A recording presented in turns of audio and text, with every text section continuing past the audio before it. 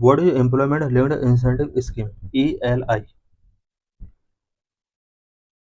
Bhai News. The Union Cabinet approved an Employment Linked Incentive (ELI) scheme with an outlay of rupees 99,446 crore. Union government ने ELI employment linked incentive scheme approve किया है, जिसके लिए 99,446 crore rupees का budget set किया गया है.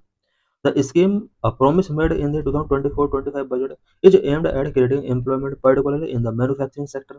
ये जो स्कीम है ये 2024-25 के बजट में प्रॉमिस की गई थी, जिसका मेन एम मैन्युफैक्चरिंग सेक्टर में एम्प्लॉयमेंट क्रिएट करना है. It is a part of the prime ministers package of 5 schemes to facilitate employment such as internship with big companies and measures to improve skill of youth. ELI scheme जो है ये prime ministers package of 5 scheme का एक part है, जो कि youth के अंदर स्किल को इम्प्रूव करने के लिए एक इम्पोर्टेंट स्कीम है. What are the key provisions? The ELI scheme incentivizes creation of more than 3.5 crore jobs over a period of 2 years. Incentive linked employment linked incentive scheme जो है वो 2 ईयर का टाइम पीरियड के अंदर about 3.5 crore jobs create करने का इसका target है. Comes into operation from August 1, 2025 and ends on July 31, 2027.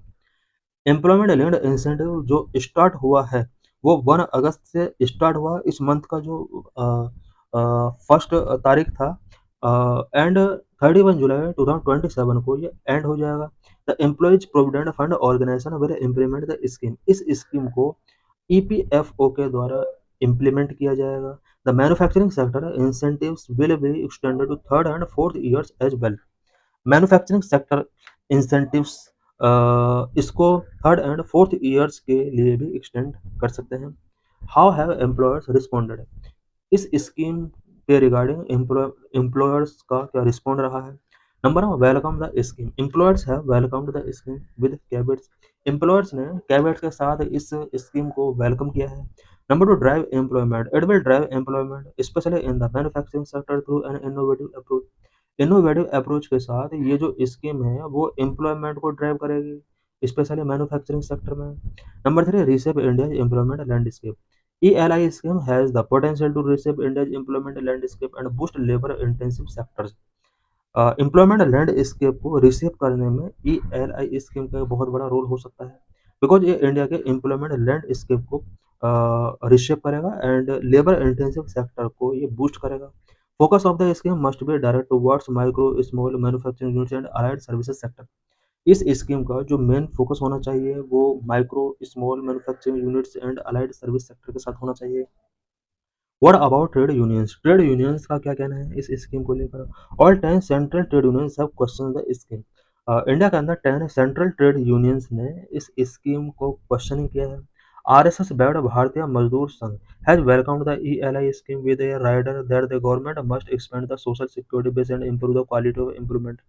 RSS bad भारतीय मजदूर संघ ने भी ELI स्कीम को वेलकम किया है, बट उसने कहा है कि इस स्कीम के अंडर सोशल सिक्योरिटी बेस को इम्प्रूव किया जाना चाहिए, साथ ही एम्प्लॉयमेंट की क्वालिटी को इम्प्रूव इसके अंदर करना होगा.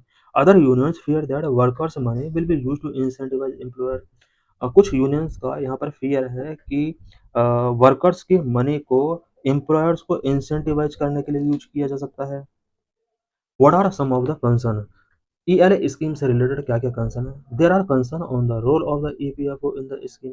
स्कीम के अंदर EPFO का जो रोल यहाँ पर प्रोविजन किया गया है, इसके रिगार्डिंग यहाँ पर बहुत सारे कंसर्न है. As EPFO is only a custodian of saving of employees, unions are asking how it can act as an agent to implement the scheme.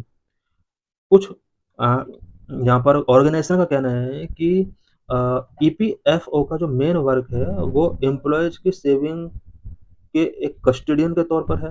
It means employees की जो सेविंग्स हैं उसका कस्टडी के तौर पर वर्क करता है EPFO.